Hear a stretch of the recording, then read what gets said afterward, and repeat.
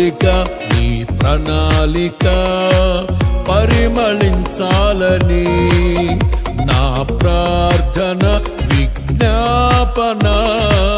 నిత్య మహిమలో నిలవాలని అక్షయుడాని కల్వరి త్యాగం అంకిత భావం కలుగజేసెను ఆశల వాకిలి తెరచినా